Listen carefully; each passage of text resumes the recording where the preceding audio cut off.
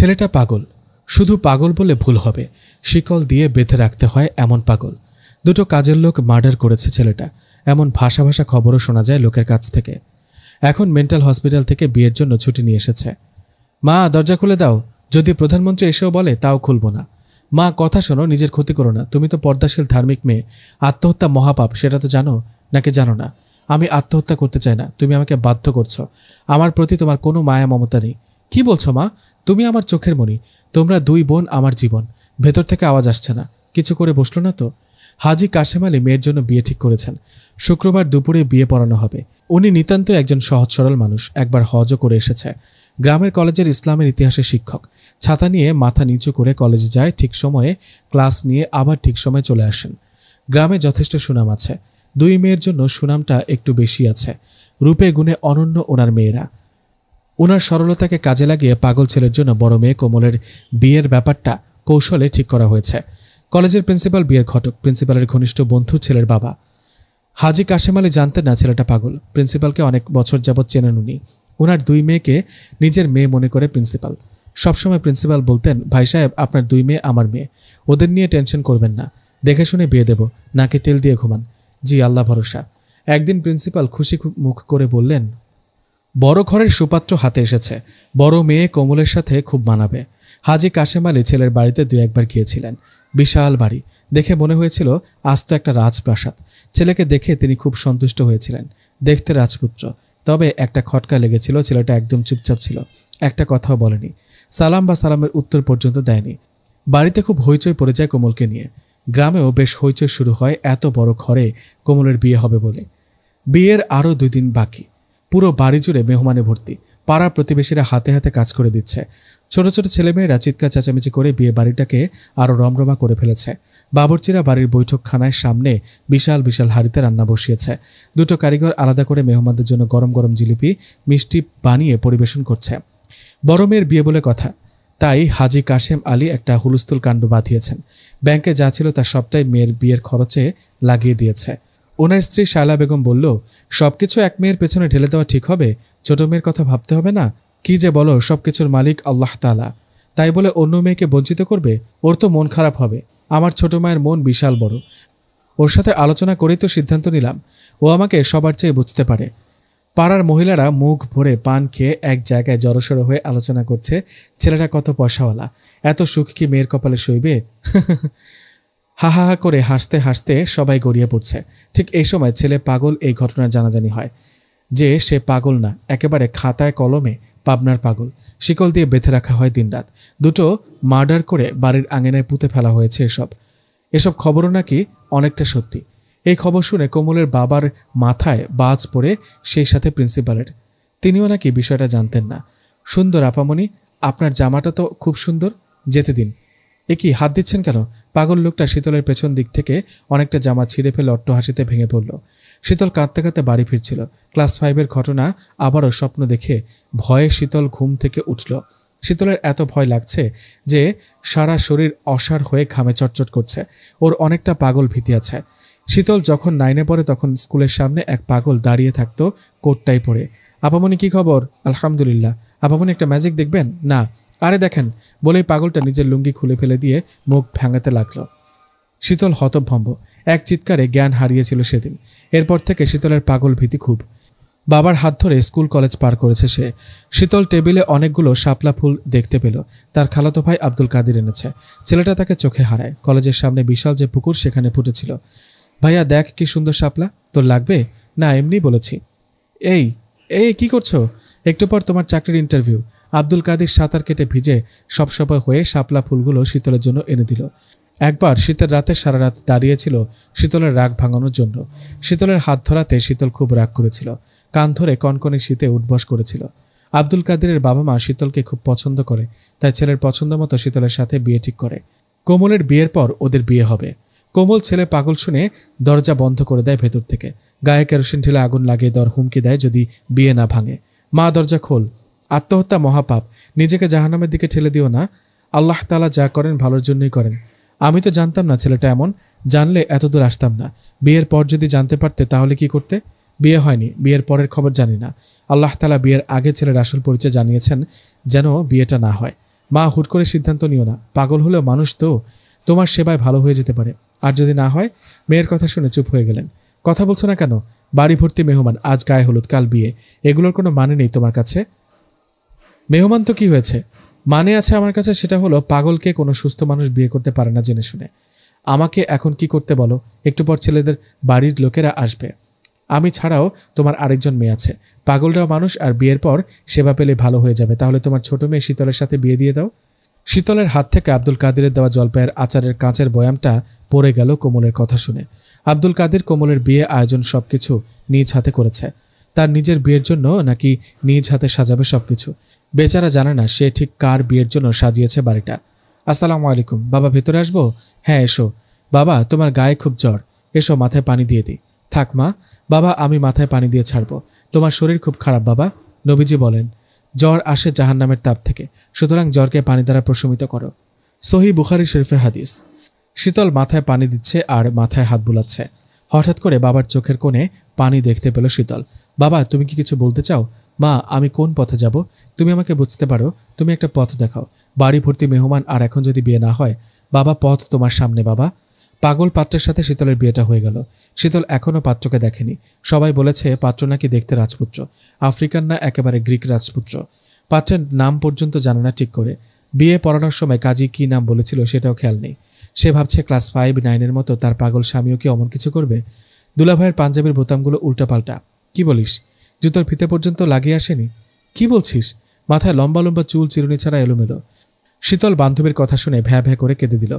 তখনই কোমল রুমে ঢুকে শীতলকে দেখে আবার বের হয়ে গেল। বাহির থেকে চেঁচামেচি আসছে, নতুন জামাই নাকি কাকে ধরে মেরেছে। শীতল ভাবছে তাকেও কি মারধর করবে নাকি। শীতলের বিদায়ের সময় বাবার রুমে ঢুকে বিদায় নিতে এলো। হাজী কাশেম আলী মাথা নিচু করে বলল, আমাকে মাফ করে দিও মা, আমার স্নেহের দাম তোমাকে মিটিয়ে দিতে হলো আজ।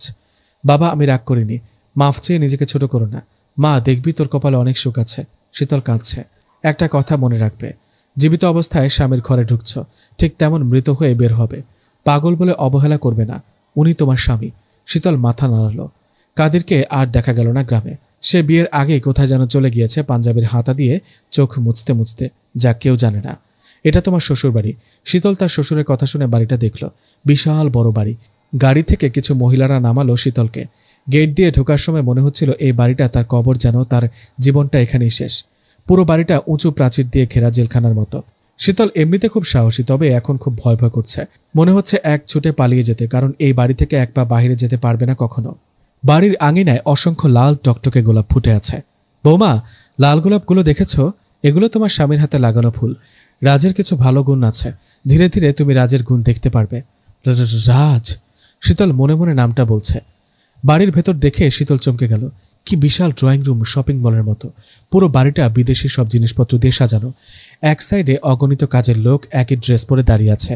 উপর থেকে কারো চিৎকারের আওয়াজ শোনা গেল। চিৎকার বললে ভুল হবে, গর্জন। আমার রাজকে আজ তোমার হাতে তুলে দিলাম মা, ও উপরে আছে, যাও ওর কাছে যাও, পরিচিত হয়ে নাও, তুমি ওর বউ। আমার রাজকে সামলানোর দায়িত্ব তোমাকে দিলাম। শীতলের প্রাণ বেরিয়ে পড়বে এমন অবস্থা, ভয় আতঙ্কে। সে কি করে সামলাবে শিকলে বাঁধা অমানসিক পাগলকে? শীতল বোরকা খুলে বড় ঘোমটা দিয়ে সিঁড়িতে ছোট ছোট পা ফেলে উপরে যাচ্ছে, যেখানে ওর ভবিষ্যৎ অপেক্ষা করছে।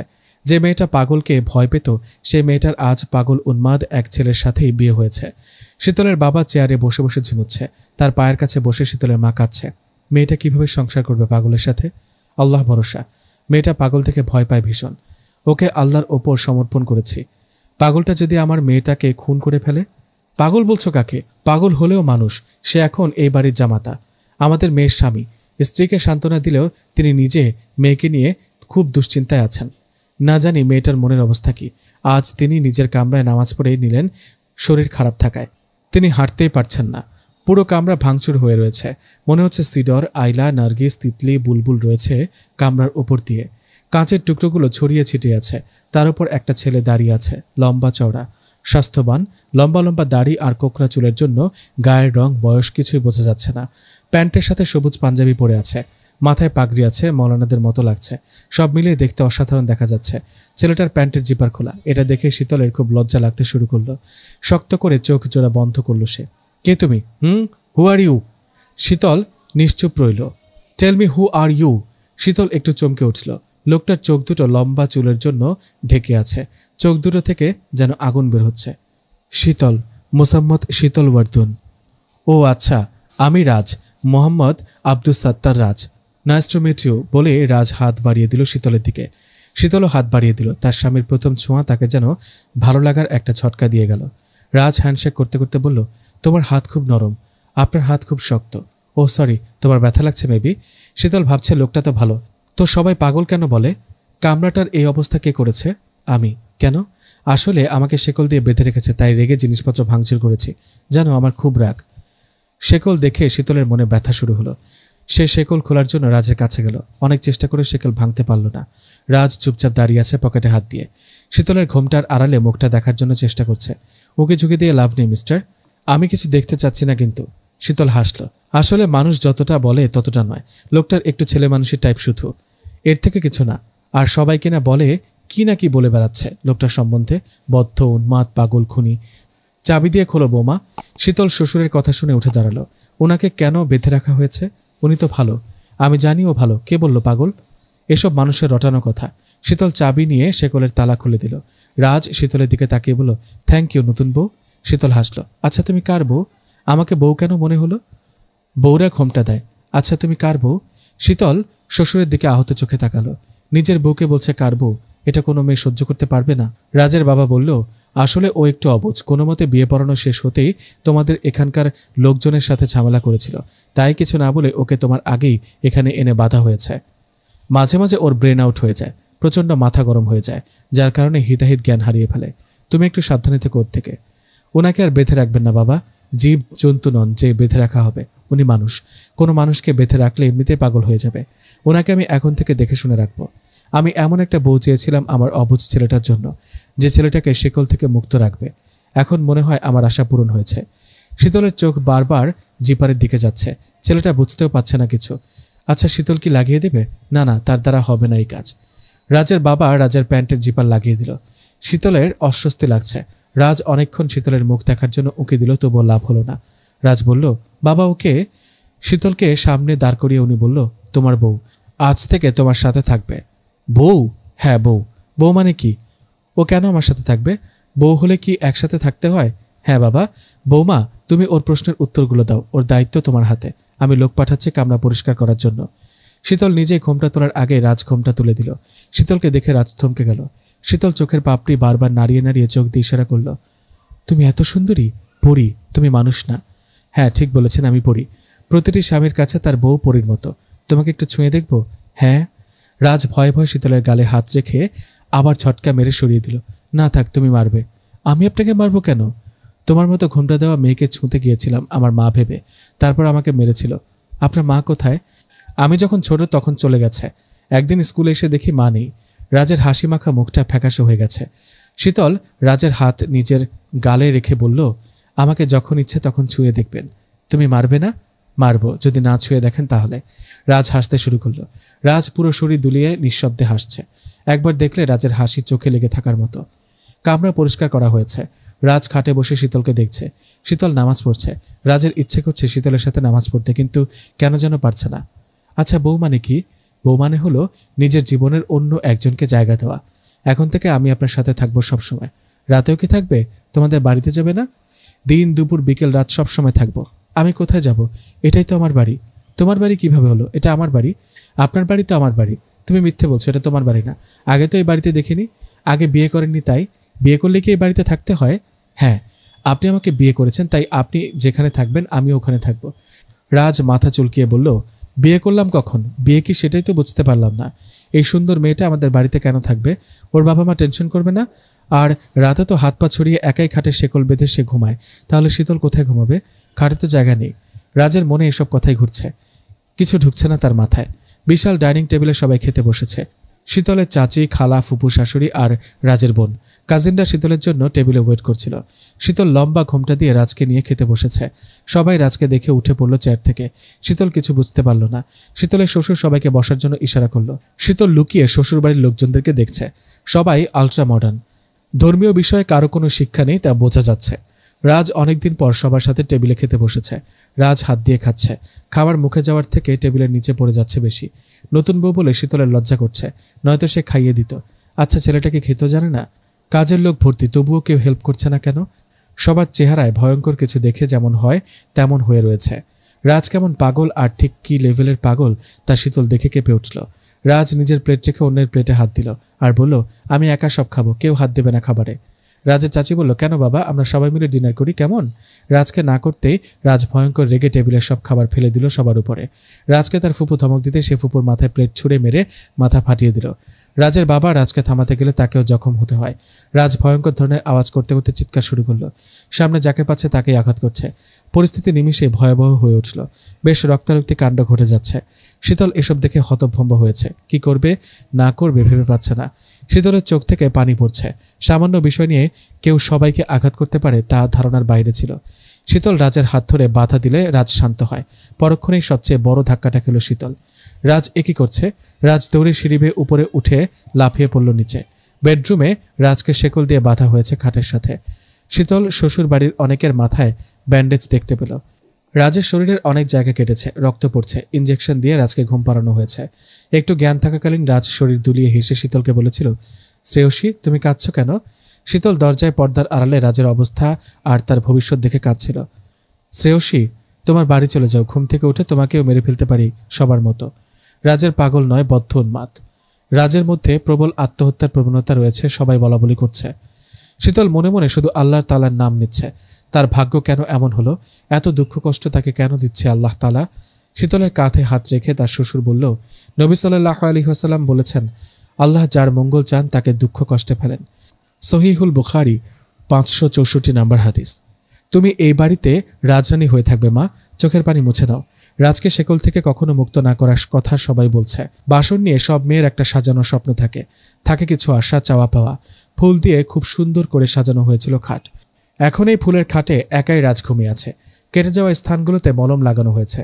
শীতল রাতে কিছু খেল না, সারাদিন না খেয়ে দুর্বল হয়ে পড়েছে, মাথা ঘোরাচ্ছে। রাজ বেহুশের মতো পড়ে ঘুমোচ্ছে। আজ তাদের বাসর ছিল, সেটার সম্পর্কে কোনো ধারণাই নেই রাজের। শীতলকে অনেকবার বলার পরেও সে রাজের কামরা থেকে গেল না। দরজায় স্তব্ধ হয়ে দাঁড়িয়ে রইল। স্বামীর পাশে বসবে সেটারও সাহস নেই। কে জানে কখন রাজের ঘুম ভাঙে, আর ঘুম ভাঙলে আবার হয়তো তাণ্ডব চালাবে। তোমার জীবনটা নষ্ট করে দিলাম মা। লাঠিতে ভর দিয়ে শীতলের শ্বশুর দাঁড়িয়ে আছে পেছনে। শীতল ঘুমটা টেনে বলল, না বাবা, সব আমার কপাল। তোমার কপাল নয় মা, আমি তোমার বাবার কাছ থেকে সবকিছু লুকিয়েছিলাম। তোমার বাবার সরলতার সুযোগ নিয়েছিলাম। থাক বাবা এসব। আমার পাগল ছেলের সাথে কোনো মেয়ের বাবা তার মেয়ের সাথে বিয়ে দেবে না, তাই ছলনার আশ্রয় নিয়েছি। বউ পেলে যদি ছেলেটা ভালো হয়ে যায় এই আশায়। চোখ থেকে ফোঁটা ফোঁটা পানি পড়তে দেখল শীতল। মুরব্বী মানুষ এমন করে কান্না করলে নিজের চোখেও কান্না এসে যায়। অপরাধ বোধ হয়। বাবা থামুন, আল্লাহ যা করে ভালোর জন্যই করে। আপনি অযথা চিন্তা করবেন না। তুমি আমাকে তাহলে মাফ করেছো? হ্যাঁ, আমার কোনো অভিযোগ নেই কারো উপর। তাহলে খাবে এসো, না খেলে ভাববো তুমি এই বুড়োটাকে মাফ করনি। শীতলের শ্বশুর বসে আছে আর শীতল খাচ্ছে। শীতলের গলা দিয়ে খাবার নামছে না, শুধু চোখ দিয়ে পানি পড়ছে। পাগল হলেও চলতো, কিন্তু আত্মহত্যার প্রবণতা কথাটা ভাবতেও পারছে না সে। আত্মা কেঁপে উঠছে বারবার। শীতল রাজের দুই বোনের সাথে ঘুমিয়েছে। কেউ শীতলকে একটি কথাও বলল না। কথা বললেই শীতল কান্না শুরু করে দেবে, তাই হয়তো কেউ বিরক্ত করছে না। আপনার লজ্জা করে না কেন? এভাবে গার্লস কলেজের সামনে দাঁড়িয়ে আছেন তাই? ও আচ্ছা, কই আমি তো অনেকটা দূরে দাঁড়িয়ে আছি, কথায় পারা যাবে না আপনার সাথে। তাহলে অযথা প্রশ্ন কেন করো? একটা কথা রাখবেন? 100টা রাখবো, বলেই দেখো। দাঁড়িয়ে আছেন, দাঁড়িয়ে থাকুন, কিন্তু আমার পিছু পিছু আসবেন না। এটা রাখতে পারবো না, আই এম সরি। যদি বলো 100 একটা নীল পদ্ম এনে দিতে তাও পারি। যদি বলো 7 সমুদ্র পাড়ি দিতে তাও পারি আমি। একবার বলে দেখো সুন্দরী। হাসান ভাই থামুন, লোকজন দেখছে। দেখলে দেখুক, তাতে আমার কি? রাফিয়া আহত চোখে তাকিয়ে রইল হাসানের দিকে। এভাবে তাকিয়ে থেকো না তুমি, তাহলে যে খুন হয়ে যাব আমি। হাসান ভাই আপনার কিচ্ছু হবে না, হবে আমার। একটা ছেলে প্রতিদিন এক টাইমে দাঁড়িয়ে কথা বলে আমার সাথে। আশেপাশের লোকজন এটা লক্ষ্য করছে। সবাই কেমনভাবে তাকিয়ে আছে দেখেছেন? হাসান এদিক ওদিক তাকালো, আসলেই তাকিয়ে রয়েছে অনেকে। হাসান রাফিয়ার থেকে একটু সরে দাঁড়ালো। সে রাফিয়াকে দেখার জন্য আসে। ওর সাথে কথা বলার লোভ সামলাতে না পেরে কাছে এসে কথা বলে। এক টাইমে কলেজে আসায় লোকজনও কেমন পরিচিত হয়েছে। অনেকে ওদের দিকে তাকিয়ে থাকে। না, এবার থেকে রাফিয়াকে শুধু দূর থেকে একবার দেখলেই হলো। কথা বলে রাফিয়াকে সমস্যায় ফেলার প্রয়োজন নেই। রোদে দাঁড়িয়ে আছে হাসান। রাফিয়া কলেজের গেটের বাহিরের ছাউনিতে দাঁড়িয়ে তাদের প্রাইভেট কারের জন্য অপেক্ষা করছে। হাসানের ফর্সা শরীর রোদে পুড়ে লাল হয়েছে। শরীর বেয়ে ঘাম ঝরছে। বেচারার বড্ড কষ্ট হচ্ছে। প্রতিদিন এতটা পথ রোদে হেঁটে কেন আসতে যায়? রাফিয়ার ইচ্ছে করছে হাসানকে ছাউনিতে আসতে বলতে, কিন্তু অস্বস্তি লাগছে বলতে। হাসান আনন্দমোহনে ফাইনাল ইয়ারে কেমিস্ট্রিতে পড়ে। দারুণ মেধাবী ছাত্র, হয়তো পাবলিক বিশ্ববিদ্যালয়ে চান্স পেয়ে যেত, কিন্তু হাসান ফর্ম পর্যন্ত তুলেনি। বিশেষ কারণে সে ময়মনসিংহে আনন্দমোহনে রয়ে গেল। আর রাফিয়া মুমিনুন্নেসাতে ইন্টারমিডিয়েট প্রথম বর্ষে মানবিক শাখায় আছে। হাসান প্রতিদিন ক্লাসের ফাঁকে হেঁটে রাফিয়াকে দেখতে আসে। যখন রাফিয়ার ক্লাস শেষ হয়, রাফিয়া চলে না যাওয়া পর্যন্ত দাঁড়িয়ে থাকে রোদের মধ্যে, তারপর আবার বাকি ক্লাস করার জন্য হেঁটে আনন্দমোহনে নিজের ক্লাসে যায়। হাসান রাফিয়ার বাবার পরিচিত ছেলে। গ্রাম থেকে ময়মনসিংহে লেখাপড়ার জন্য রাফিয়াদের বাসায় থাকে।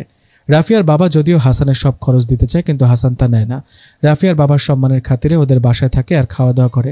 বিনিময়ে রাফিয়া আর তার ছোট বোন রাফাকে পড়ায়। হাসান অনেকগুলো টিউশন পড়িয়ে পড়াশোনার খরচ সহ সবকিছু চালায়। রাফিয়া তাদের লাল গাড়ি করে চলে গেল। হাসান কটকটে রোদে দাঁড়িয়ে রাফিয়ার যাওয়া দেখল। হাসানের বুকে মোচড় দিয়ে উঠল। আনন্দমোহন থেকে রাফিয়ার কলেজ অনেকটা রাস্তা। হাসান চাইলে রিকশা নিতে পারে, কিন্তু টাকা বাঁচিয়ে রাখে। কোনোদিন রিকশা ভাড়ার টাকাগুলো দিয়ে বড়লোকের মেয়ে রাফিয়াকে গিফট দেবে সেই আশায়। শীতল খুব ভোরে উঠে গোসল করে নামাজ পড়ে নিয়েছে। কাল রাতের ঘটনার পর শীতল সকালে আর কোনো মেহমান দেখেনি। বাড়িটা খাঁ খাঁ করছে। বিশাল বাড়ির তুলনায় লোকজন একেবারে কম। শীতল তার স্বামীর কামরা বহু কষ্টে খুঁজে পেল। কাজের মেয়ে শীতলকে কামরা দেখিয়ে দৌড়ে চলে গেল। রাজ এখনও ঘুমোচ্ছে, শিকল বাঁধা অবস্থায়। রাজকে জীবজন্তুর মতো দেখাচ্ছে। শীতল ভয়ে ভয়ে রাজের কাছে গেল। এখন ঘুমোচ্ছে, তাছাড়া শিকলে বাঁধা, তাই শীতলকে কিছু করতে পারবে না। সকাল হয়েছে, সবাই নাস্তা করে নিয়েছে। রাজ এখনও করেনি, তাই শীতলও করেনি। আচ্ছা, একবার কি রাজকে ডেকে নাস্তা খাওয়াবে? হঠাৎ শীতলকে অবাক করে দিয়ে রাজ চোখ খুলে ফেলল। তুমি আমার রুমে কি করো? শীতল ভয়ে চলে যেতে নিলে রাজ শীতলের হাত ধরে ফেলল। বলো, এখানে কেন তুমি?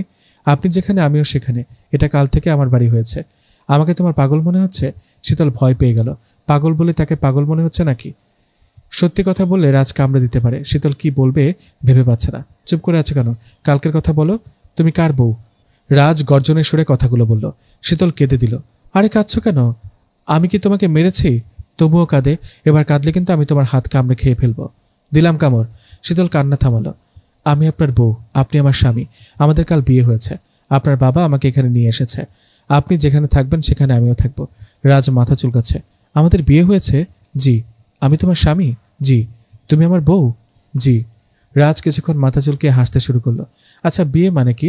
রাজের এমন কথা শুনে শীতল আহত চোখে কাঁদছে। এই তুমি কেঁদো না। কারো কান্না দেখলে আমারও কান্না পায়। তুমি টেনশন করো না। আমি একবার শিকল থেকে ছাড়া পেয়ে নেই, তোমাকে তোমার বাড়ি নিয়ে যাব। আই এম শিওর নিজের বাড়ি হারিয়ে ফেলেছো শ্রেয়সী। শীতল ভ্যাঁ ভ্যাঁ করে কেঁদে বলল, ইয়াস, হারিয়ে ফেলেছি। যতদিন না নিজের ঠিকানা খুঁজে না পাবো ততদিন আপনার বাড়িতে থাকবো। রাজ মাথায় হাত দিয়ে বলে, তোমার বাড়ি খুঁজে তোমাকে দিয়ে আসা এখন আমার একমাত্র লক্ষ্য। তোমার বাবা মা নিশ্চয়ই তোমার জন্য কান্না করছে। ভাবি, আমি রাফা, তোমার আপন হাজবেন্ডের আপন ছোট বোন। আসসালামু আলাইকুম। ওয়ালাইকুম আসসালাম। ভাবি, তুমি রাগ করেছো আমাদের উপর? না তো। বারান্দায় দাঁড়িয়ে তুমি কাঁদছিলে ভাইয়ের জন্য? না তো। রাফা রোগা ফর্সা হাসি খুশি টাইপ মেয়ে। এখনও শর্ট স্কার্ট পরে দুটো ঝুঁটি বেঁধে রাখে মাথায়। সবসময় সাজগোজ করে থাকে। আমি জানি ওনার ছোট দুটো বোন আছে। আপনার আরেক বোন কোথায়? আপা কলেজে আছে, এখনই এসে পড়বে। আমি সবে এসএসসি দেব, এখনও স্কার্ট পরি। আর তুমি কিনা আমাকে আপনি বলছো? এই কান ধরলাম, ভুল হয়েছে, আমাকে ক্ষমা করা যায় না? No, never. এর মূল্য দিতে হবে। কি মূল্য? রাফা হঠাৎ করে শীতলের কোলে মাথা রেখে বিছানায় পা ছড়িয়ে দিল। শুনেছি বড় ভাবিরা মায়ের মতো হয়। তোমাকে দেখতে আমার মায়ের মতো লাগছে। আমরা কখনো মায়ের আদর পাইনি। ভাইয়া একটু পেয়েছে, আপা হালকা, কিন্তু আমার জন্মের পরেই তো। রাফা থেমে বলল, বাবা অফিস নিয়ে পড়েছিল মায়ের স্মৃতি ভুলতে, আর আমাদের আত্মীয় স্বজনরা নিজেদের সংসার নিয়ে বিজি ছিল। কাজের লোকের হাতে আমরা ভাই বোন মানুষ হয়েছি। মা বলতে ঠিক কি বোঝায় তা জানি না। মায়ের আদর কেমন হয় তাও জানি না। রাফার হাসি মুখটা চোখের জলে ভরে গেল। শীতল রাফার মাথায় হাত বুলিয়ে দিচ্ছে। জানতে ইচ্ছে করছে তার শাশুড়ির কথা, কিন্তু রাফাকে আর কষ্ট দিতে ইচ্ছে করছে না। ভাবি, দুপুর হতে চলল, তুমি নাস্তা করনি এখনো? সেই ভোরে উঠেছ। উনি না খাওয়া পর্যন্ত আমি খেতে পারি না। কি ভালোবাসা তোমাদের। আমি কিন্তু বিয়ের পর কারোর জন্য ওয়েট করব না। শীতল হাসলো। আচ্ছা ভাবি, তুমি 5 ওয়াক্ত নামাজ কেন পড়ো? তোমার আলসামি লাগে না? না, বরং মনে শান্তি আসে। তাছাড়া 5 ওয়াক্ত নামাজ পড়লে গুনাহসমূহ মাফ হয়ে যায়। মহানবী সাল্লাল্লাহু আলাইহি সাল্লাম কি বলেছে শুনবে? বলো। 5 ওয়াক্ত নামাজের মাধ্যমে মানুষের শরীর থেকে গুনাহসমূহ বের হয়ে যায়।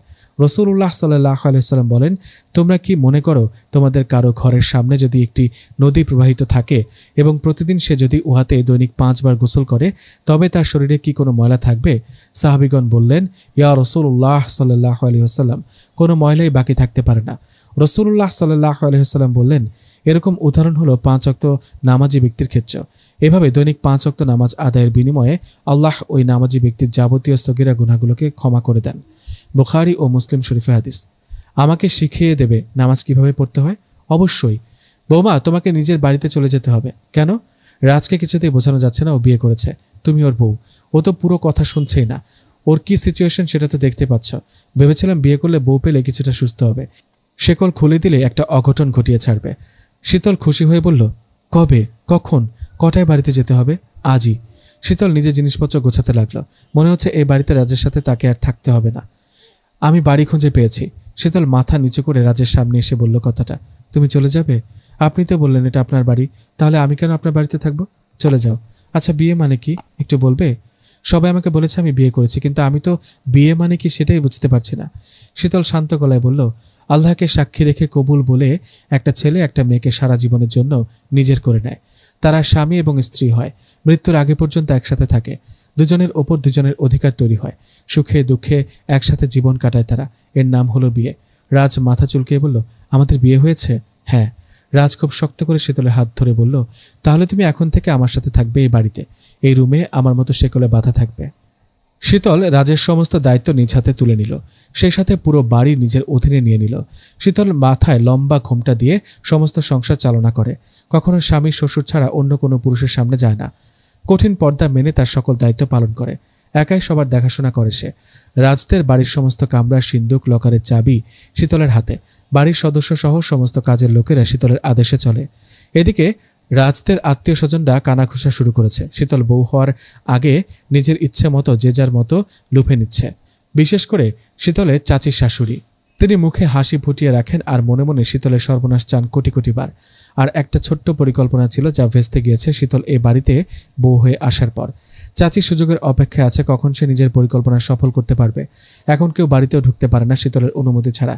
শীতলের পার্সোনালিটি এমন যে শীতল সামনে দাঁড়ালে তার নেতৃত্ব সবাই মেনে নেবে। সংসারের সকল দায়িত্ব শেষ করে রাজকে ঘুম পাড়িয়ে, শ্বশুরের ঔষধ খাইয়ে, দুই ননদকে পড়াশোনায় গাইড দিয়ে, কাজের লোকদের ঘুমোতে পাঠিয়ে, সংসারের সকল হিসাব নিকাশ শেষ করে এশারের নামাজ আদায় করে অনেক রাত পর্যন্ত কোরআন তেলাওয়াত করে।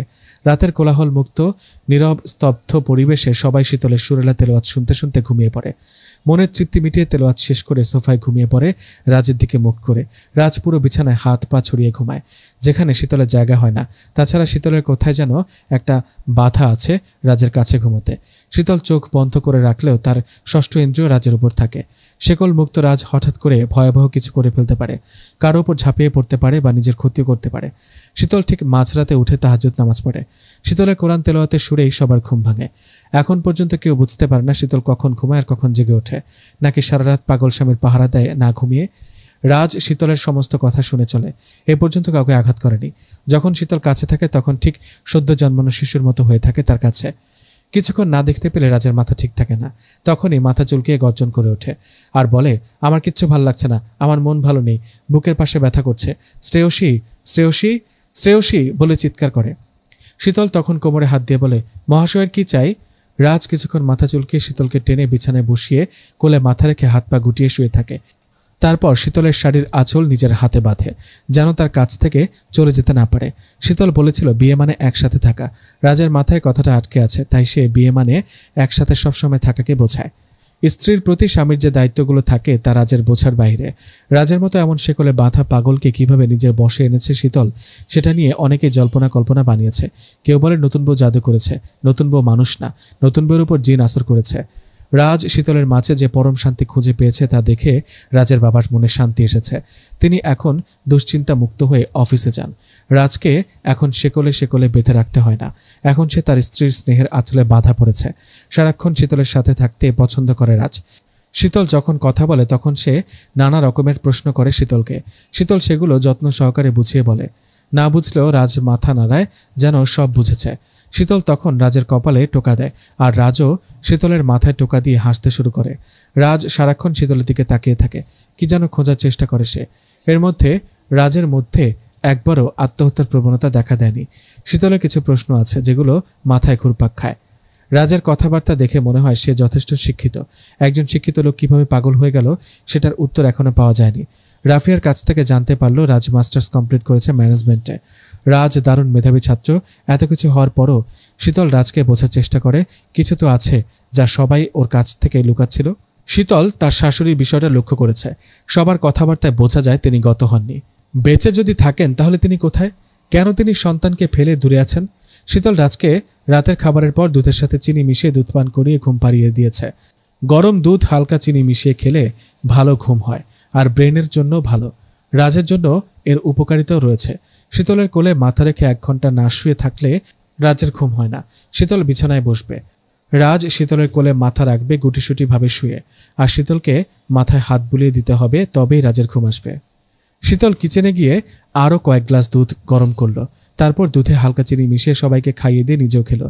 বাড়ির সকল সদস্যদের সাথে কাজের লোকদের জন্য শীতলের বিশেষ দুধ বরাদ্দ। শীতল সবাইকে এক চোখে দেখে, কাজের লোক বলে কাউকে অবহেলা করে না। পৃথিবীতে সবাই এক সমান, আশরাফুল মাখলুকাত, সৃষ্টির সেরা জীব।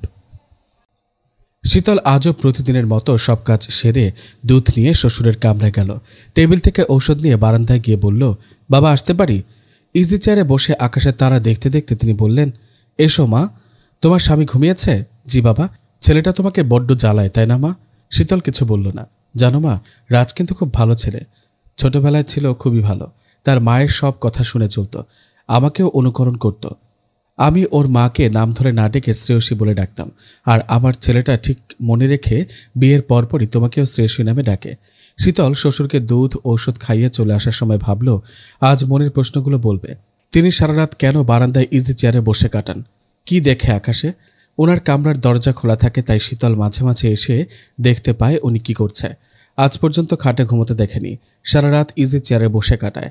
বসে থাকতে থাকতে যখন ঘুমিয়ে পড়ে তখন ওনার মুখ থেকে শ্রেয়সী নামটা শোনা যায়। মাঝে মাঝে লুকিয়ে কাঁদেনও তিনি।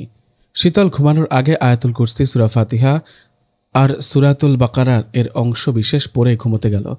ঘুমানোর আগে শীতল সবসময় মহানবী সাল্লাল্লাহু আলাইহি ওয়াসাল্লামের মতো সূরাগুলো পড়ে।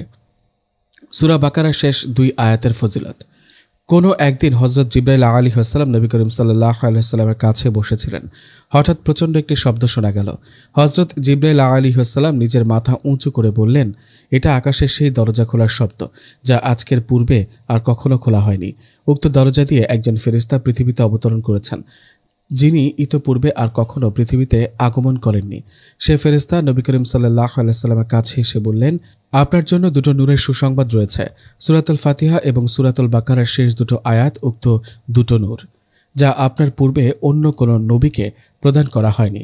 সূরা ফাতিহা এবং সূরাতুল বাকারার শেষ 2 আয়াত থেকে একটি অক্ষরও পড়ে আল্লাহ তাআলার কাছে আপনি যা কিছু প্রার্থনা করবেন তা প্রদান করা হবে।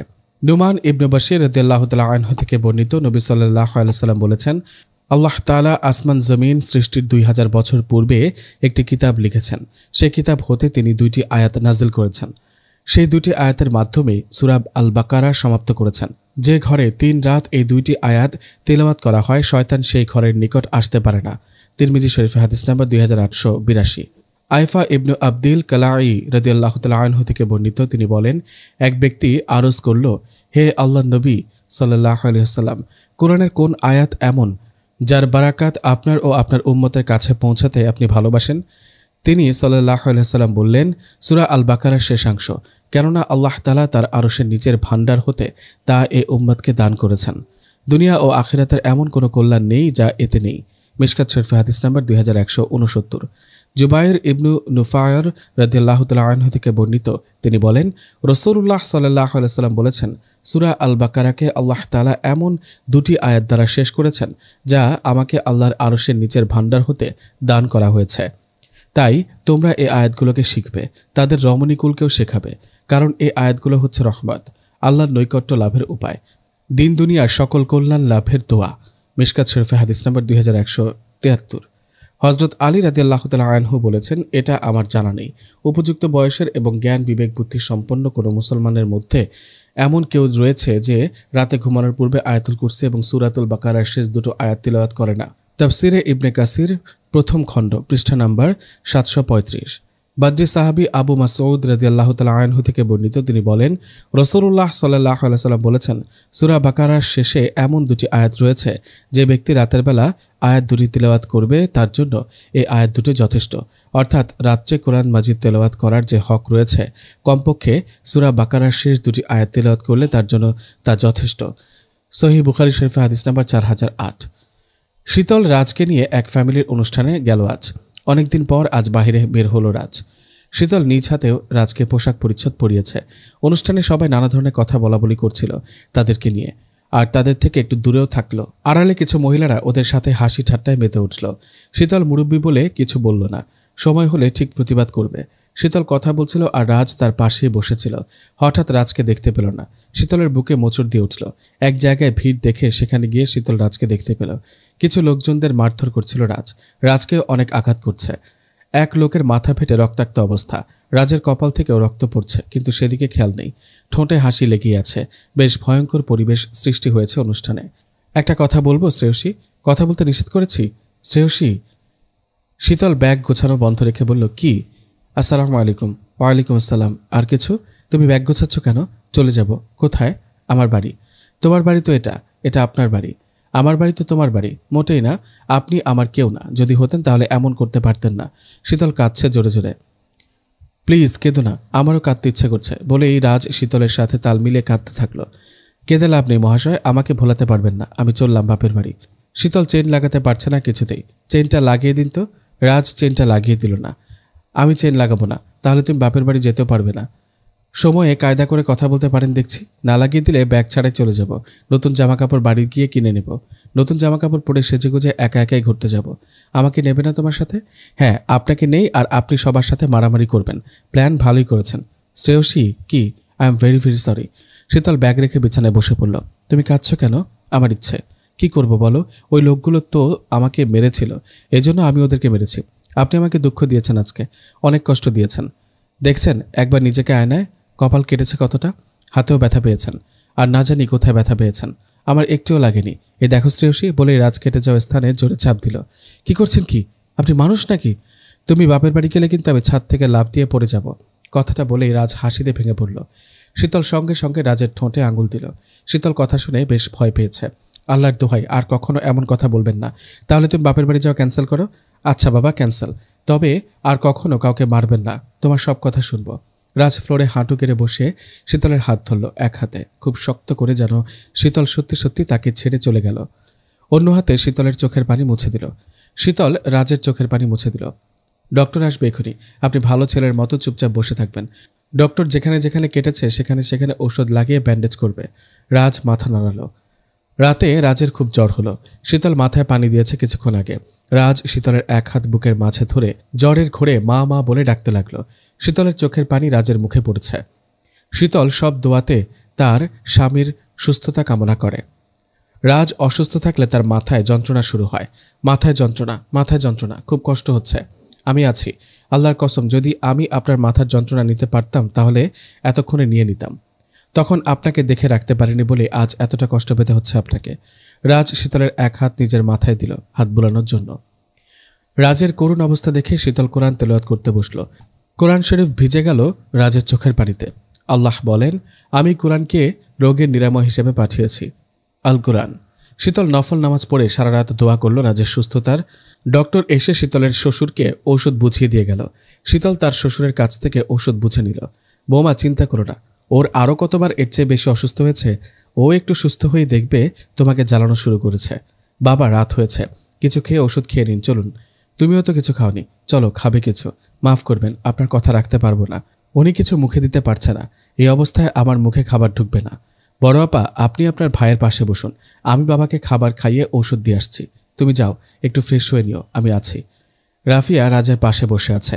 ভাইয়ের পাশে বসে বসে ভাবতে লাগলো, কিভাবে এই কয়েক বছরে কি হয়ে গেল। মাকে খুব ভালোবাসতো ভাইয়া, তাই তো মায়ের চলে যাওয়া মেনে নিতে পারেনি। যে বেশি কষ্ট দেয় তার কথাই মনে পড়ে বেশি বেশি। রাজের অবস্থাও তাই। রাতে শীতল নামাজ পড়ে কিছুক্ষণ তেলাওয়াত পড়ল। তারপর রাজের পাশে বসল। রাজের কপালে হাত রেখে দেখল প্রচুর জ্বর। শীতে কাঁপছে সে। শীতল দুটো কম্বল দিয়েও রাজের শীত কমাতে পারছে না। রাজ হঠাৎ করে শীতলকে জড়িয়ে ধরল। রাজ প্রথমবার শীতলকে এত কাছে জড়িয়ে ধরেছে। শীতলের হৃদয়ের স্পন্দন বেড়ে যাচ্ছে। প্রথমবার কোনো পুরুষের এত কাছ থেকে ছোঁয়া পেল সে। হঠাৎ শীতল রাজকে নিজের কাছ থেকে সরিয়ে দিল। শীতল ওয়াশরুমে গিয়ে মুখে পানি দিয়ে কিছুক্ষণ কাঁদল। তারপর শান্ত হয়ে রাজের কাছে গেল। রাজ বিড়বিড় করে শ্রেয়সী বলে তাকে ডাকছে আর প্রচণ্ড কাঁপছে। এভাবে আর কিছুক্ষণ চললে রাজের কিছু একটা হয়ে যাবে। শীতল সব ভুলে রাজকে জড়িয়ে ধরল। রাজও খুব শক্ত করে শীতলকে আরও নিজের সাথে মিশিয়ে নিল। শীতল রাজের কানে ফিসফিস করে বলল, আমি আছি, কোথাও যাব না, আমি আপনার সাথে থাকব। শীতল রাজের বুকে মাথা রেখে অনেকদিন পর শান্তি নিয়ে ঘুমালো। রাজও শীতলের ছোঁয়া পেয়ে মাথার যন্ত্রণাটা কষ্টে ভুলে গেল। একে ভালোবাসা বলে কিনা তা শীতল জানে না। রাজ এখন অনেকটা সুস্থ। এই কয়দিন শীতল রাজের সাথেই ঘুমিয়েছে। রাজের সেবা করেছে দিনরাত নামাজ পড়েছে, কোরআন পড়েছে। এর মধ্যে শীতলের এক ক্লাসমেট এসে শীতলকে দেখে গেল। শীতল, ভালোই আছিস বল? আলহামদুলিল্লাহ। তোর শ্বশুরবাড়ি দেখেই বোঝা যায় কত টাকা তাদের। তোর শ্বশুরবাড়িও এমন হবে আল্লাহ চাইলে। না রে, হবে না। তোর মতো কপাল নেই আমাদের। আচ্ছা শোন, তোর কোনো পাগল দেবর আছে? না। কেন? না মানে তাহলে আমিও বিয়ে করতাম, তারপর তোর মতো এমন রাজরানী হতাম। শীতলের মুখটা মেঘে ঢেকে গেল। তাকে যা ইচ্ছা বলুক তাই বলে স্বামীকে নিয়ে কেউ হাসি ঠাট্টা করলে তার ভালো লাগে না। শীতলের বান্ধবী রহিমা হাসতে হাসতে বলল, একটু মজা করলাম, কিছু মনে নিস না। শীতল হাসি মুখে বলল, আজ দুপুরে খেয়ে যাবি। আমাদের নিজেদের পুকুরে মাছ আনা হয়েছে। নেত্রকোনার বালিশ মিষ্টি বিশেষ অর্ডার করে আনা হয়েছে। তুই প্রথমবার এলি, তাই তোর জন্য সামান্য স্বর্ণের উপহারও আছে।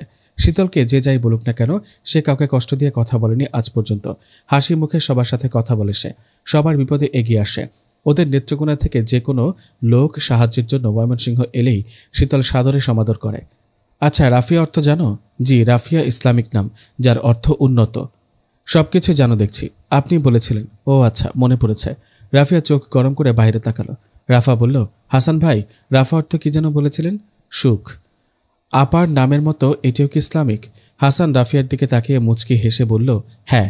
নাও এবার এই অঙ্কটা করে দেখাও আগের নিয়মের মতো। রাফা মাথা নাড়ালো, যদিও নিয়মগুলো তার মাথায় ঢুকেনি। তবুও এমন ভাব করল যেন এসব নিয়ম মনে রাখা তুরির ব্যাপার। হাসান ভাই, নতুন কিছু পড়াবেন? না, চলে যাব। আইসিটির লজিকের অঙ্কগুলো করে দেখাও। শীতল রাফা আর রাফিয়াকে হাসানের সামনে হিজাব পরে যেতে বলেছে। অকারণে কথা বলতে নিষেধ করেছে। শীতলের একদম অপছন্দ তার ননদদের কোনো ছেলের কাছে টিউশনি পড়া। শীতল পর্দার আড়ালে লুকিয়ে থাকে আর লক্ষ্য রাখে ওদের প্রতি। রাফিয়া লজিক গেট খাতায় মনোযোগ সহকারে মিলিয়ে দেখছে। রাফিয়া তাকাতে হাসানের চোখে চোখ পড়ল। হাসান এক দৃষ্টিতে তাকিয়ে আছে রাফিয়ার দিকে। পৃথিবীতে এই একটা মেয়েকে দেখলেই তার পুরো পৃথিবী থমকে যায়। রাফিয়ার গায়ের রং অত্যন্ত কালো। কোনো ছেলে ওকে এ পর্যন্ত প্রপোজ করেছে কিনা সন্দেহ আছে। হাসান নামের অতি সুদর্শন ছেলেটার জীবনেও কি তাও বোধহয় জানে না এই কালো মেয়েটা। রাফিয়ার দিকে তাকিয়ে থাকতে থাকতে হাসানের ভেতর অস্থিরতা শুরু হয়েছে। মনে হচ্ছে এক্ষুনি হার্ট অ্যাটাক হবে। মেয়েটা কি একদমই বুঝতে পারে না হাসানকে? মেয়েরা এত নিষ্ঠুর মনের কেন? এই মেয়েটার মন কি অন্ধ? হাসান অস্থিরতায় মরে গেলেও এই মেয়েটা একবার আহারে বলবেও না। অনেক ক্ষুধা লেগেছিল আজকে। তা আর বলতে, আজ পেটে খুব ক্ষুধা ছিল। হা করুন, কত বড় হয়েছেন এখনও খাইয়ে দিতে হয়? আমি কবে বড় হলাম? বড় হলে তো জব অথবা বিজনেস করতে হয়। আমি তো তোমার সাথে বাসায় বসে বসে থাকি। খুব কায়দা করে কথা বলতে পারেন তো? আমি তোমার হাত ছাড়া খেতে পারি না। আপনার হাত থাকতে আমার হাতে খেতে হবে কেন? রাজ তাড়াতাড়ি হাত পকেটে রেখে দিল। কোথায় আমার হাত? দেখাও দেখি। পাগল একটা, তোমার জন্য। শীতল অবাক হয়ে বলল, কি বললেন? কি বললাম? নাথিং। হা করুন। রাজের কথাবার্তা মাঝে মাঝে কেমন সুস্থ মানুষের মতো হয়ে যায়। সবসময় ছেলে মানুষই টাইপ স্বাভাবিক কথাই বলে শীতলের সাথে। শুধু বাহিরের লোকজন দেখলে মাথা গরম হয়ে যায়, সবাইকে আঘাত করে, আত্মহত্যা প্রবণতাও দেখা দেয়। উফ, আঙুলে কামড় দিতে দিতে আঙুল খেয়ে ফেলবেন নাকি? আমিও সুযোগ পেলে আপনার আঙুল ভাজি করে খেয়ে ফেলবো। রাজ আরেকটা কামড় দিয়ে বলল, তোমার আঙুল খুব মিষ্টি। মধু মাখিয়েছ নাকি শ্রেয়সী? শীতল জোহরের নামাজ পড়ে জায়নামাজে বসে বসে প্রতিদিনের মতো মহানবী সাল্লাল্লাহু আলাইহি সাল্লামের বলা দোয়াটি পড়তে থাকলো। আর রাজ শীতলের গায়ের সাথে ঘেঁষে বসেছে, মাথায় টুপি পরে। শীতলের গলা জড়িয়ে ধরে শীতলের ঘাড়ে মাথা রেখে ঘুমাচ্ছে সে। দোয়াটি দৈনিক পড়ুন। নবীজি হজরত মুহাম্মদ সাল্লাল্লাহু আলাইহি সাল্লাম বলেছেন, যে লোক দৈনিক 100 বার এই দোয়াটি পড়বে, দোয়াটি হলো, লা ইলাহা ইল্লাল্লাহু ওয়াহদাহু লা শারীকা লাহু লাহুল মুলক ওয়ালাহুল হামদ ওয়াহুয়া আলা কুল্লি শাইইন কদির। অর্থ, আল্লাহ তাআলা ব্যতীত কোনো ইলাহ নেই, তিনি একক, তার কোনো শরিক নেই। রাজত্ব একমাত্র তারই, সমস্ত প্রশংসাও একমাত্র তারই জন্য, আর তিনি সকল বিষয়ের উপর পূর্ণ ক্ষমতাবান। তাহলে তার আমল নামায় 10টি গোলাম আজাদ করার সমান সওয়াব হবে। তার জন্য 100টি সওয়াব লেখা হবে এবং আর 100টি গুনাহ মিটিয়ে ফেলা হবে। ওই দিন সকাল থেকে সন্ধ্যা পর্যন্ত সে শয়তান থেকে নিরাপদ থাকবে। কোনো লোক তার চেয়ে উত্তম সওয়াবের কাজ করতে পারবে না। তবে হ্যাঁ, ওই ব্যক্তি সক্ষম হবে যে এর চেয়ে ওই দোয়াটির আমল বেশি পরিমাণে করবে। বর্ণনাকারী সাহাবী হলেন হযরত আবু হুরায়রা রাদিয়াল্লাহু তাআলা আনহু। হাদিসটি বুখারী শরীফ থেকে সংগৃহীত। হাদিস নাম্বার 3293। রাজ সবসময় শীতলের নামাজ পড়াকালীন জায়নামাজের পাশে বসে থাকে, মাথায় টুপি পরে। শীতল দোয়া দরুদ পড়ার সময় তাকে জড়িয়ে ধরে। শীতল দোয়া পড়তে থাকে আর রাজ ঘুমোতে থাকে গলা জড়িয়ে। ভোরে রাজ আর শীতল বাগানে ফুল গাছে পানি দিচ্ছিল। শীতল রাজকে দুষ্টুমি করে ভিজিয়ে দিল। রাজও কম যায় না, সেও শীতলকে ভিজিয়ে কাকতারুয়া বানিয়ে দিল। শীতল রাজের কোমরে চিমটি দিয়ে প্রতিশোধ নিল। রাজ শীতলের কাছে এসে সোজা ঘাড়ে একটা কামড় দিয়ে পাল্টা প্রতিশোধ নিল। শীতল কোমরে শাড়ির আঁচল গুজে নিল। তারপর কামড় দিতে গেলে রাজকে নিয়ে সোজা ভিজে মাটিতে পড়ে গেল। আমার কোমর ভেঙে গেল, দুষ্টু লোক কোথাকার। আমাকে কামড় দিতে গেলে তোমাকে ফেলে দিয়ে বারবার পাল্টা প্রতিশোধ নেব শ্রেয়সী। যদি এনি চান্স সর্দি হয় তাহলে আপনার খবর আছে। কটার খবর? 12টার। আমার লাগছে শ্রেয়সী, তোয়ালে দিয়ে মুছে আজ সব চুল ছিঁড়ে ফেলবো।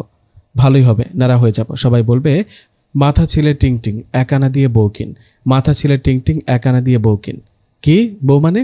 আপনি আবার বিয়ে করবেন আমাকে রেখে? নো নো, এই দিনও আমাকে দেখতে হলো। এটা করতে পারবেন আপনি? আমি কি তাই বলেছি? সবাই বউ কিনবার কথা বললেই কি কিনবো নাকি? আপনার তো টাকা আছে, কিনতেই পারেন। আমার টাকা নেই, বাবার আছে। বাবার টাকা আর আমার, তাহলে টাকাও আপনার? বাবার টাকা ছেলে মেয়েদের হয়, বাবার টাকা শুধু আপনাদের 3 ভাই বোনের। তাহলে আমি সব টাকা সমুদ্রে ফেলে দেব কেন? টাকা না থাকলে তো বউ কিনতে হবে না। আমি তোমাকে ছাড়া কিছু কিনবো না। প্লিজ শ্রেয়সী, আমার চুল ছিঁড়ে দিও না। মাথার চুল থাকলে কেউ তো বউ কিনতে বলবে না। এবার কিন্তু আমি খুব কাঁদবো বলে দিলাম। চুপ করুন, অনেক হয়েছে। শীতল তাড়াতাড়ি চোখ মুছে নিল। সবসময় তার স্বামী এমন এমন কথা বলে যা মন ছুঁয়ে দিয়ে যায়, হৃদয় তোলপাড় হয়ে ওঠে, সুখে পানি চলে আসে চোখ জোড়ায়। শীতল নিজেকে সামনে নিয়ে বলল, আবার হাসা হচ্ছে? সকাল সকাল আমাকে ভিজিয়ে খুশি লাগছে অনেক। তুমি তো আগে ভিজিয়ে দিলে। আমি যদি আপনাকে আঘাত করি তাহলে আপনি আমাকে আঘাত করবেন না কেন? I have no idea Shreyashi, তোমাকে আঘাত করতে পারবে না আমার হাত। থাক, হয়েছে, আর বলতে হবে না। কোনোদিন না জানি আমাকে মেরেই ফেলেন। রাজ শীতলের চুলে হাত দিয়ে বলল, আমিও তোমার মাথা মুছে দেব, তোয়ালে দাও। শীতল হেসে বলল, আচ্ছা। রাজ শীতলের এত এত চুল সামলাতে পারছে না, মোছা তো দূরের কথা। সে হিমশিম খেয়ে ক্লান্ত হয়ে গেল। উফ, এত চুল কেন তোমার মাথায়? কত লং চুল তোমার, হাঁটু পর্যন্ত চুল। আরেকটু বড় হলে রুম ঝাড়ু দেওয়া যেত। তাহলে কেটে ফেলবো? ন্যাড়া হয়ে যাব? নো নো, তোমাকে ভালো দেখাবে না। আরে লাগবে, তখন সবাই আমাকে বলবে মাথা ছিলে টিং টিং, এক আনা দিয়ে বর কিন। তুমি বর কিনবে না শ্রেয়সী? কেন? আমি কিনবো। তারপর সেই বরকে সেবা যত্ন করব আপনার মতো। আমার মতো সেই বরকে খাওয়াবে, গোসল করাবে, ঘুম পাড়িয়ে দেবে, খেলবে। আপনার মাথায় তো অনেক বুদ্ধি, তুমি এমন করতে পারবে? খুব পারবো। After all he is my husband. তাকে অনেক আদরও করব। শীতল রাজের 2 গাল টেনে বলল, ঠিক এভাবে সেই বর আমার সব কথা শুনবে। রাজ চিৎকার করে বলল, আই উইল কিল হিম। আমি খুন করে ফেলবো ওই বরকে, তারপর তোমাকে আমার কাছে নিয়ে আসবো। তুমি ওই বরের কাছে যেও না শ্রেয়সী, তাহলে আমি মারা যাব। রাজের ঠোঁটে আঙুল দিল শীতল। আমি কোথাও যাব না, আপনার কাছ থেকে কোথাও গিয়ে শান্তি পাবো না। আমার ভুল হয়েছে এমন কথা বলে। এই কান ধরছি, আর হবে না। শীতল রান্না করছে। অমনি রাজ পেছন থেকে শীতলকে জড়িয়ে ধরল। শীতল পরম আবেশে চোখ বন্ধ করে ফেলল। কি চাই মহাশয়? তোমাকে দেখছি না আমার কাছে? কতদিন ধরে দেখছেন না আমাকে? 1 বছর, 5 বছর, 12 বছর, নাকি 1 শতাব্দী? আমি জানি না। তোমাকে মনে হয় যুগ যুগ ধরে চিনি, তাই বুঝি? ইয়াস। রাজ শীতলকে জড়িয়ে ধরল খুব শক্ত করে। শীতল যখন রান্না করতে যায় তখন রাজ এই কাজটাই করে। পেছন থেকে চুপচাপ এসে জড়িয়ে ধরে যেন শীতল বুঝতে না পারে। রাজ আশেপাশে থাকলেই শীতল বুঝতে পারে রাজ এসেছে। শীতল রাজের সারপ্রাইজ নষ্ট করতে চায় না, এমন ভাব করে যেন সে বুঝতে পারেনি রাজ এসেছে। রাজ আর শীতলের লাগানো গোলাপ গাছগুলো বারান্দার রেলিং বেয়ে উপরে উঠেছে। লাল টুকটুকে হয়ে আছে। রাজের পছন্দ লাল গোলাপ। আশ্চর্য বিষয় হলো শীতলের ভালো নাম আরবিতে ওয়ার্দুন, যার বাংলা মিনিং গোলাপ। রাজকে বললে সে তো নামের বিশেষত্ব বুঝবেই না। শীতলের মনটা খারাপ হয়ে গেল। রাজ ঘুম থেকে উঠে চোখ মুছতে মুছতে বারান্দায় গেল। কে? রাজ হাসছে। আমার চোখ ধরেছে কে? রাজ হেসে কুটি কুটি। এত বড় কার সাহস যে এই বাড়ির বউয়ের চোখ ধরে? আমি মামলা করব তার নামে। রাজ নিঃশব্দে খুব হাসছে শীতলকে বোকা বানাতে পেরে। এদিকে শীতল খুব ভালো করে জানে এটা তার দুষ্ট স্বামী। কে? কে? আমার খুব ভয় লাগছে। কে? রাজ চোখ ছেড়ে দিয়ে বলে, বোকা মেয়ে, এটা আমি। তুমি? রাজ হাসির জন্য কথা বলতে পারছে না। শীতলের মন খারাপ ভালো লাগাতে পরিণত হয়েছে। সহজ সরল লোকটার হাসি তার সব দুঃখ ভুলিয়ে দেয়। রাতে রাজ দুধ খাবে না বলে দিয়েছে, কারণ দুপুরের রাজ যখন ঘুমিয়েছিল তখন সে রাফার স্কুলের মিটিংয়ে গিয়েছিল। রাজ ঘুম থেকে উঠে শীতলকে দেখতে না পেয়ে খুব অভিমান করল। সবাই তাকে বোঝালো শীতল চলে আসবে এক্ষুনি। বাবা রাজের মাথায় হাত রেখে বলল, নাস্তা করে নাও, বৌমা চলে আসবে। আমি কি খেতে পারি? শ্রেয়সী আমাকে খাইয়ে দেয়। শান্ত হও বাবা, ও চলে আসবে, নাস্তা আমি খাইয়ে দিচ্ছি। নো নো, আমি তোমার হাতে খাবো না। আমি খাইয়ে দেবো ভাইয়া। নো নো, আমি তোমার হাতেও খাবো না রাফিয়া। আজ আমাকে ভাবি বলেছে তোমাকে নাস্তা খাইয়ে দিতে। বলেছে নাকি? হ্যাঁ বলেছে। রাফিয়া উনি ঘুম থেকে উঠলেই নাস্তা খাইয়ে দেবে। সত্যি বলেছে? তো মিথ্যে বলেছে নাকি? উনি মানে তোমাকে বুঝিয়েছে। ভাবি ছাড়া তোমাকে কেউ উনি ডাকে না তো, তুমিই ভাবো। আমরা তো তোমাকে উনি বলি না, উনি বলে ভাবি। সো ভাবি তোমাকে খাইয়ে দিতে বলেছে। তাহলে খাইয়ে দাও ও যখন বলেছে। এই তো আমার সুইট ভাইয়া। রাজ চোখের পানি ফেলতে ফেলতে বলল, নাস্তা ঢুকছে না গলা দিয়ে রাফিয়া। আহা আমার সুইট কিউট ভাইয়া। রাফিয়া গলা দিয়ে নামছে না। এই তো নামবে, গিলে ফেলো। রাজ বহু কষ্টে একটু নাস্তা খেল। শীতলের হাত ছাড়া রাফিয়ার হাতে। শীতল রাফাকে নিয়ে গাড়ি করে আসছে। রাফা কখনো ক্লাসে অঙ্ক কষতে পারে না। স্কুলে পড়াশোনা একদিনও শিখে আসে না। স্কুলে সেজেগুজে এসে পাশের পার্কে ফুচকা খেতে যায়। কিছু ছেলেরা কি উত্ত্যক্ত করেছে তাকে। কোন ম্যাডাম যেন দেখেছে, তাই আজ মিটিং বসেছে রাফাকে নিয়ে। মোটা সোটা ম্যাডামটা খুব জোরে শীতলকে ধমক দিয়েছে। কেমন গার্ডিয়ান আপনি, দেখে রাখতে পারেন না এই বেয়াদব মেয়েটাকে? সেজেগুজে হুড়পুরি হয়ে আসবে পড়া শেখার বদলে। রাফা ভয়ে আটখানা হয়ে আছে। ভাবি খুব রাগ করেছ? না। রাফা শীতলের হাত ধরতেই শীতল ঝটকা দিয়ে সরিয়ে পড়ল। তোমার নামে এত কমপ্লেন কেন? আজ পার্কে যদি কিছু হতো তোমার? এত সাজগোজ কেন? হিজাব কোথায় তোমার? স্কার্ফ কি কোমরে বাঁধার জিনিস? আল্লাহ তাআলা বলেন, হে নবী, তুমি তোমার স্ত্রীগণকে, কন্যাগণকে ও মুমিনদের নারীগণকে বলো তারা যেন তাদের ওড়না ও চাদরের কিছু অংশ নিজেদের চেহারার ও বুকের ওপর টেনে দেয়। এতে তাদের চেনা সহজতর হবে। বোঝা যাবে তারা স্বাধীন ও সম্ভ্রান্ত। ফলে তাদেরকে উত্ত্যক্ত করা হবে না। আল্লাহ ক্ষমাশীল, পরম দয়ালু। সূরা আল আহজাব আয়াত 69। আমি অন্যায় করে ফেলেছি। বাবাকে কিছু বলো না, কষ্ট পাবে। সেটা আগে ভাবার দরকার ছিল। এখন থেকে বিনোদন বন্ধ। আমি তোমাকে পড়াবো, কথাটা যেন মনে থাকে। রাফা মাথা নাড়ালো, মনে মনে খুশি হলো। তার এখন গজল গাইতে ইচ্ছে করছে। এই যাত্রায় বেঁচে গেল। যাই হোক, কাল সে পার্কে নতুন মামার হাতের ফুচকা খাওয়াবে বলে কথা দিয়েছে বান্ধবীদের। কাল কিভাবে সাজবে সেটার কথায় চিন্তা করতে লাগলো রাফা। আজ আমি রাগ করেছি, খুব রাগ। ইয়াস, আমি অনেক অনেক বেশি রাগ করেছি। আমার রাগ ভাঙাও। রাজ উল্টো দিকে মুখ করে বসে আছে। আচ্ছা বাবা, কান ধরছি। এবার থেকে কোথাও যাব না আপনাকে ছেড়ে। কথা বলুন, একটু তো মুখটা ঘোরান। রাজ মাথা নাড়ালো। রাগ ভাঙেনি? তাহলে আমি এক পা উঠিয়ে দাঁড়িয়ে থাকলাম। শীতল এক পা উঠিয়ে দাঁড়িয়ে রইল। রাজ আর চোখে দেখার চেষ্টা চালালো তার শ্রেয়সী কি করছে। রাজ অন্যদিকে মুখ করে বলল, আর যেন না হয়, আমাকে সারা রাত কোলে মাথা রেখে ঘুমাতে দিতে হবে। একটু দূরে যাওয়া যাবে না। শীতল দৌড়ে এসে রাজের হাত ধরে বলল, আমি 2 পায়ে রাজি। আমাকে ক্ষমা করা হয়েছে তো? রাজ মাথা চুলকিয়ে বলল, ভেবে দেখব। রাজের গাল দুটো টেনে দিল শীতল। রাজ সব ভুলে হেসে উঠল। শীতলকে খুব শক্ত করে জড়িয়ে ধরল বুকের মাঝে। শীতল কোরআন তেলাওয়াত করছিল। রাজ শীতলের হাঁটুতে মাথা রেখে ঘুমোচ্ছে। রাজ জেগে উঠে বলল, শ্রেয়সী চলো আমরা খেলি। কি খেলবো ভেবে বলি। জি বলুন। কানামাছি। রাজ শীতলের চোখে ওড়না বেঁধে দিল। কোথায় আপনি? আমাকে ধরো, আমাকে ধরো। উফ, আমাকে চিমটি দেবেন না। কি আশ্চর্য, তুমি আমার কোমরে অনেক চিমটি দাও, আমিও দেব। এই নাও চিমটি। শীতল 2 হাত দিয়ে খোঁজার চেষ্টা চালাচ্ছে রাজকে। ধরো আমায়, ধরো আমায় বলতে বলতে রাজ শীতলকে চিমটি কাটে। শীতল ক্লান্ত হয়ে বলল, আর খেলবো না। না, আরেকটু খেলো। না বাবা না। ইয়াস, আমি জিতেছি, শ্রেয়সী হেরেছে। এখন কি করতে হবে আমায়? আমি যা বলবো। শীতল রাজের গালে হাত রেখে বলল, সুস্থ থাকলে যা বলবেন আপনি তা শুনে খুব ভয় পেতে হতো আমাকে। এখন অন্য খেলা হবে। কি খেলা? তুমি দৌড়াবে এবং আমি তোমাকে ধরবো। আমি রেডি। শীতল কোমরে শক্ত করে আঁচল বেঁধে নিয়ে এক দৌড় দিল। তাদের রুমটা মাঠের মতো বড়। এবার ধরে দেখান আমাকে। একটু আস্তে আস্তে দৌড়াও শ্রেয়সী। কি বললেন? আরও স্পিডে? শীতল দৌড়াতে দৌড়াতে ইচ্ছে করে রাজের কাছে ধরা দিল। রাজের হাত টেনে সোজা বিছানায় গিয়ে পড়ল। দুজনেই হাঁপাচ্ছে। একে অন্যের নিঃশ্বাস নিচের ভেতর নিচ্ছে। রাজ ক্লান্ত হয়ে চোখ একবার খুলছে আর একবার বন্ধ করছে। শীতল রাজের হাত নিজের কোমরে রেখে হেসে বলল, কিছু ফিল করছেন? রাজ মাথা নাড়ালো। আমার বুকে কেমন যেন করছে। শুনে দেখবেন। ওষুধ খাবে তুমি? তাহলে বুকে ব্যথা করবে না। এই ব্যথা সেই ব্যথা না। বুঝতে পেরেছি, তুমি তেঁতুল খেয়েছো তাই ব্যথা। বেশি তেঁতুল খেলে ব্যথা হয়। রাজের গলা চেপে ধরে শীতল বলল, এত গর্ধব কেন আপনি? আমার বুকে নয়, হৃদয়ে ব্যথা। ঔষধ লাগবে, আর ঔষধের নাম আদর। আদর? জি মহাশয়, আমাকে একটু আদর করুন এখন। রাজ মাথা চুলকিয়ে হঠাৎ শীতলের মাথায় হাত বুলিয়ে তার মতো বুঝে আদর করতে থাকল। রাজের মাথায় আদর বলতে যেটা সে বুঝেছে সেটাই করেছে। শীতল এতেই পরম সুখ অনুভব করল। শীতল রাতে বেশ বড় দুটো গামলায় পানি নিয়ে তার শ্বশুর সাহেবের বেলকুনিতে রাখল। বয়স হয়েছে তাই পায়ে ব্যথা অনুভব করেন তিনি। নিজ হাতে পানি দিয়ে পা ধুয়ে মালিশ করে দেবে তিনি অফিস থেকে এলে। তিনি পানিতে পা ডুবিয়ে পেপার পড়তে পছন্দ করেন। রাজ শীতলকে খুঁজতে এসে বাবার বেলকুনিতে দেখল। পানি দেখে দুষ্টু বুদ্ধি মাথায় এলো। শীতল বুঝে ওঠার আগেই রাজ গামলার পানি ঢেলে দিচ্ছে তার উপর। শীতলের আর্তচিৎকারে পুরো বাড়ি স্তব্ধ হয়ে গেল, কারণ গামলার পানি প্রচণ্ড গরম ছিল। শীতল এক গামলার ঠান্ডা পানি গরম পানির গামলার ওপর ঢালার আগেই রাজ এই ভয়ঙ্কর কাণ্ড করল। শীতলের চিৎকারে রাজ মজা পেয়ে অট্ট হাসিতে ভেঙে পড়েছে। শীতলকে মেডিকেলে নেওয়া হয়েছে। শীতলের জ্ঞান নেই। শীতলের অন্তর আত্মা কেঁপে উঠেছিল। পুরো শরীরে গরম পানিতে ছ্যাঁকা লেগে আছে। শীতল ফ্লোরে শুয়ে রাজের অট্ট হাসিতে ভেঙে পড়া মুখখানি দেখছিল। খুব বেশি কষ্ট হচ্ছে তার। আল্লাহ তাআলা বলেন, নিশ্চয় কষ্টের সাথে স্বস্তি আছে। শীতলের কষ্টে শরীর অসাড় হয়ে আছে। এরপর আর গলা দিয়ে একটা আওয়াজও বের হয়নি। রাজ নিজেও জানে না সে আজ কি করেছে। তার শ্রেয়সীকে কতটা কষ্ট দিয়েছে। চিৎকার শুনে প্রথমে রাফিয়া এসেছিল। রাফিয়া পুরো ব্যাপারটা বুঝে ওঠার পর শিউরে উঠেছিল। রাজ তখনও হাসছিল।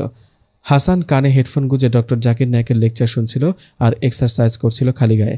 রাফিয়া হাসান ভাই বলে তার রুমে ঢুকে পড়ল। আজ পর্যন্ত রাফিয়া কখনো হাসানের রুমে আসেনি। হাসান অবাক হয়ে উঠল। রাফিয়া সবকিছু ঠিক আছে তো? কিচ্ছু ঠিক নেই হাসান ভাই। আরে বাবা, না কেঁদে বলো। কানে হেডফোন লাগানো ছিল তাই কিছু আন্দাজও করতে পারছি না। ভাইয়া বোধহয় ভাবিকে মেরে ফেলল। কি বলো? এসো আমার সাথে। ভাবি কোথায়? বাবার কামরায়। হাসান খালি গায়ে শীতলের কাছে গেল।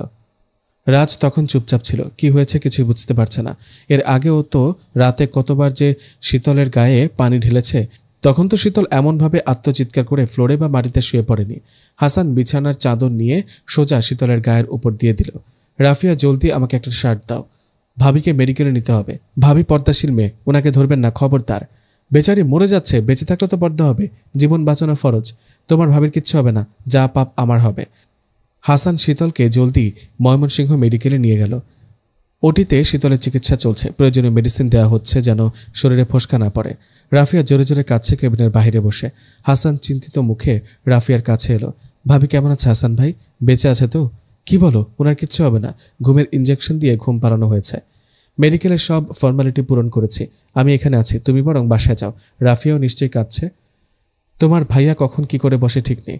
ভাইয়ার এতদিনের সমস্ত কিছু মেনে নিয়েছি, কিন্তু আজকের ঘটনা মানতে পারছি না। জলজন্ত একজন মানুষের উপর কিভাবে ফুটন্ত পানি ঢেলে দিল। ভাইয়ার মাথার ঠিক নেই, তোমাকে বুঝতে হবে। কখনো ভাইয়াকে ক্ষমা করতে পারবো না যদি ভাবির কোনো ক্ষতি হয়। এবার কি তোমার মাথাটা খারাপ হয়ে গেল নাকি? কী সব বলছো? ভাবির অন্তরাত্মা নিশ্চয়ই কেঁপে উঠেছে হাসান ভাই। রাফিয়া জোরে জোরে কাঁদছে। কান্না থামাও, যা হবার হয়েছে। ভাবি বেঁচে আছেন, এটার নাম বাঁচা বলে না। তোমার বাবাকে অফিসে ফোন দিয়েছি, এলো বলে। বাবা ভাবির এই অবস্থা দেখে সইতে পারবে না। কিছু একটা হয়ে যাবে আবার, সেটা আমি দেখছি। আল্লাহকে ডাকো, তিনি সর্বত্র আছে, ওনার উপর বিশ্বাস রাখো। কেবিনে যাওয়া যাবে না হাসান? একবার বৌমাকে দেখব। চাচা যান, আপনি বাড়ি যান, আমি এখানে আছি। বৌমাকে একটিবার দেখব। কাল দেখবেন। এখন ইঞ্জেকশন দিয়ে ঘুম পাড়ানো হয়েছে। ওর বাবা মাকে কি জবাব দেব? মেয়েটার জীবন নষ্ট করে দিলাম। আমার মায়ের মতো হয়ে উঠেছিল এই কয়েক মাসে। শীতলের শ্বশুর মিটিংয়ে আটকে পড়েছিল। প্রিয় বৌমার এমন করুণ অবস্থা শুনে 1 মিনিটও থাকতে পারলেন না। সোজা মেডিকেলে চলে এলেন। বাবা হাসান, বৌমা বাঁচবে তো? চাচা যান, নিশ্চিন্তে থাকুন, কাল এসেই সুস্থ দেখবেন ভাবিকে। রাফাও এসেছিল শীতলকে দেখতে। রাফা বোরকা হিজাব পরে এসেছে। শীতল এভাবে দেখলে খুব খুশি হতো। শীতল সবসময় রাফাকে হেদায়েতের পথে আনার চেষ্টা চালিয়েছে। আবু হুরায়রা রাদিয়াল্লাহু তাআলা আনহু হতে বর্ণিত, রাসূল সাল্লাল্লাহু আলাইহি ওয়াসাল্লাম বলেছেন, যে ব্যক্তি হিদায়াতের দিকে আহ্বান করবে তার জন্য তার অনুসারী ব্যক্তির সমপরিমাণ নেকি রয়েছে, কিন্তু তার নেকি থেকে বিন্দু পরিমাণ হ্রাস পাবে না। যে ব্যক্তি ভ্রষ্টতার দিকে আহ্বান করবে তার জন্য তার অনুসারী ব্যক্তির সমপরিমাণ পাপ রয়েছে, কিন্তু তার পাপ থেকে বিন্দু পরিমাণ হ্রাস পাবে না। মুসলিম শরীফে হাদিস নাম্বার 6980। কথাগুলো ভেবে রাফার চোখে পানি চলে এসেছে। রাফা আল্লাহকে স্মরণ করছে বারবার। তার ভাবির মতো মানুষের কিছু হতে পারে না। এই নাও কফি। কিছুই তো খেলে না। রাফিয়া জেদ করে থেকে গেল হাসানের সাথে মেডিকেলে। শীতলের কেবিনের বেলকনিতে বেঞ্চে বসেছিল রাফিয়া, ঘন ঘন কফি পান করার নেশার মতো। ভাবি কফির অভ্যাস ছাড়িয়ে দিয়েছে আমাকে। রাফিয়া, আর কেঁদো না, ভাবি সুস্থ হয়ে যাবে। তুমি ভেঙে পড়লে চাচা যান, রাফা আর ভাইয়াকে কে দেখবে? এই মুহূর্তে ভাবি ছাড়া কারো চিন্তায় মাথায় আসছে না। হাসানের বুকে বিঁধছে রাফিয়ার কান্না ভরা মুখ দেখে। কালো কালো ডাগর ডাগর চোখচোড়া থেকে টপ টপ পানি পড়ছে। আকাশের হালকা নিভু নিভু আলোতে হারিয়ে যাওয়া কোনো এক দেশের রাজকন্যার মতো লাগছে। রাফিয়া থেকে থেকে ডুকরে ডুকরে কেঁদে উঠছে। পৃথিবীতে এই একটা মানুষের কান্না হাসান সহ্য করতে পারে না। তখন তারও খুব কাঁদতে ইচ্ছে হয়। খুব ইচ্ছে করছে রাফিয়ার কাঁধে হাত রেখে তাকে ভরসা দিতে, সে আছে পাশে। চোখের পানিগুলো মুছে দিয়ে বলতে ইচ্ছে করছে, তোমাকে কখনো কাঁদতে দেখতে ইচ্ছে করে না। হাসান একটু দূরে গিয়ে মনে মনে অজস্রবার বলল, আমি আছি, আমি আছি, আমি আছি তোমার পাশে। ভাবি কেমন লাগছে? আমি কোথায়? বেঁচে আছি তো?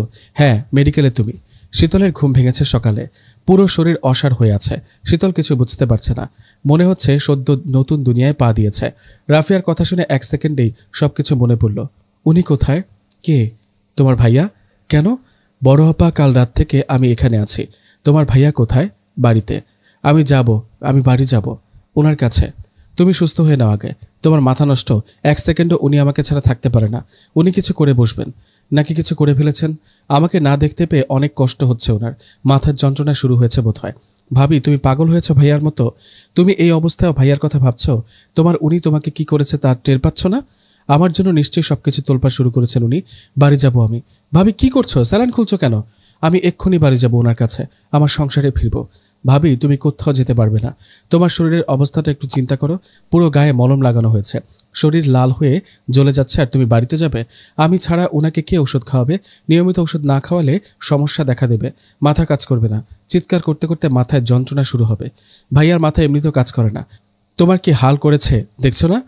ওনার কোনো দোষ নেই, সব দোষ আমার। আমি তো গরম পানি আর ঠান্ডা পানি একসাথে রেখেছিলাম। ওনার জায়গায় যে কেউ এই কাজটা করতে পারত। এখনও তুমি ভাইয়ার দোষ দেখছো না? নিজেই মিথ্যে দোষারোপ করছো নিজের ওপর। আল্লাহ তোমাকে কি দিয়ে বানিয়েছেন ভাবি? আমি ছাড়া কারো হাতে ওষুধ খাবে না। রাতে কি খেয়েছে? সকালে কি খেয়েছে? টেনশনে আমি পাগল হয়ে যাব। আমি বাড়ি যাব। ডক্টর, ডক্টর, আমাকে ডিসচার্জ দিন। শীতলের অবস্থা আগের থেকে আরও নাজুক হয়ে গেল এতক্ষণের কর্মকাণ্ডে। স্যালাইনের সূঁচ খুলে ফেলে স্যালাইন পরে শরীরের মলমের সাথে লেপটে গেল। শীতলের শরীর ফুটন্ত গরম পানিতে লাল হয়ে আছে, অনেক জায়গায় ফোসকা পড়েছে।